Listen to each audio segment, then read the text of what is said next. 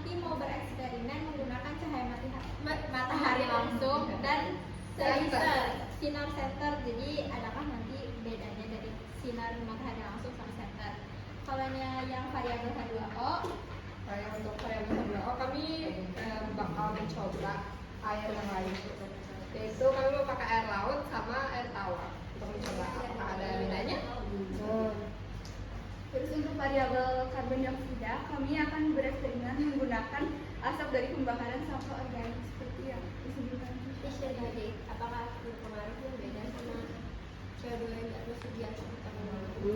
Itu sih kalau misalnya kita akan membuat eksperimen mungkin 3 faktor itu variasi Sama di sini kan ada yang ditanya cara mengukur hasil percobaannya gimana. Karena ini kita udah mengukur pakai indikator BTD, kami mau mencoba pakai indikatornya. Jadi tebak BMP. Iya, Betul.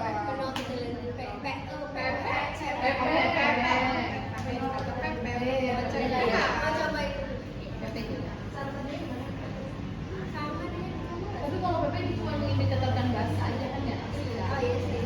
Kalau ada bahasa dia berubah jadi warna ungu. Ya harus ungu kan. Ada kayak mau ini gitu kan. Kira-kira hipotesis kalian terhadap eksperimen yang akan dilakukan itu kayak gimana? Kira-kira aja. Kira-kira ya. Kayaknya kalau soal cahaya pasti matahari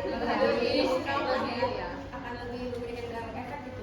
Terus kalau air laut kan pasti konsentrasi garam tinggi. Bisa menambah Kayak itu ada sampai air. Pernah nggak melihat tanaman-tanaman ini di laut? Enggak. Nah, artinya apa? artinya kami coba dulu, artinya dicoba. Ada gitu enggak? Jadi kalau di laut itu ada partikel garam kok. Iya.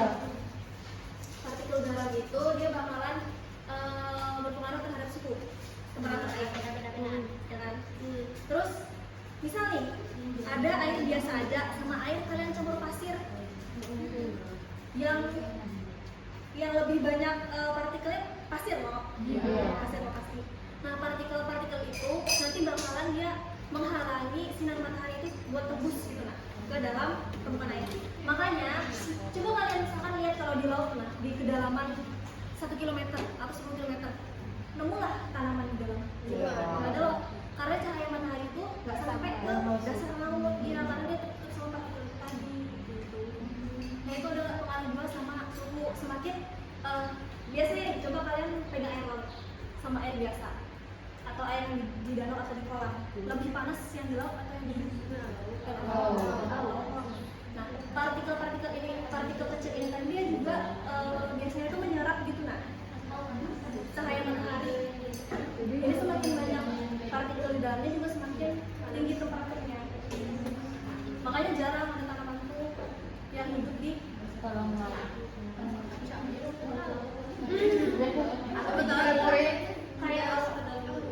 kayak alga-alga atau laut pasti kita temukan di dasar ya. CO2 kalau dari pembakaran sampah kayaknya lebih masuk sih daripada yang cuma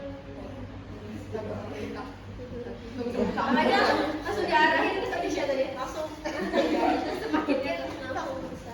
Jadi ya hipotesis dari kami ada lagi kah? Aman. Oke.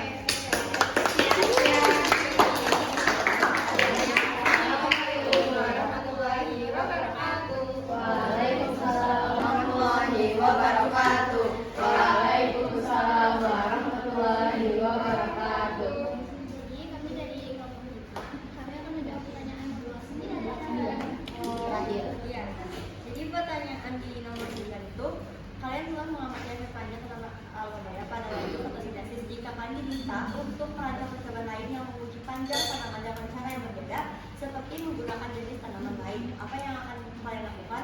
Jelaskan ide kalian yang mengatai kembali. Jadi kami di sini menggunakan percobaan lain itu adalah tanaman alga merah, tanaman lainnya Chronophyta. Maka dalam panjang kan namanya sama, kami akan melakukan percobaan dengan metode yang sama dengan awalnya tadi dan mengamati apakah oksigen yang dihasilkan dalam jumlah yang sama atau berbeda.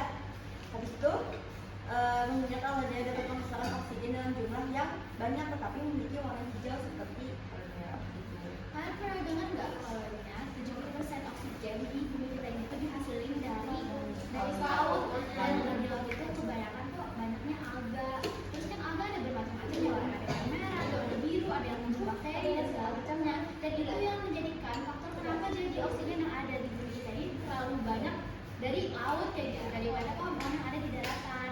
Nah, jadi kami tuh mau tahu apakah kan kita udah tahu nih yang menghasilkan dan menjadi salah satu faktor penting dalam fotosintesis menghasilkan oksigen itu adalah si klorofil kan. Tapi bagaimana kalau tanaman-tanaman lain yang warnanya lain? Jadi kan kita punya alga merah juga. Kami juga mau tahu apakah alga merah itu menghasilkan oksigen lebih banyak atau lebih sedikit. Jadi makanya kami memilih alga merah. Menurut kami itu sangat menarik sekali. Alga merah, warnanya merah, nggak ada klorofilnya, apakah dia bisa?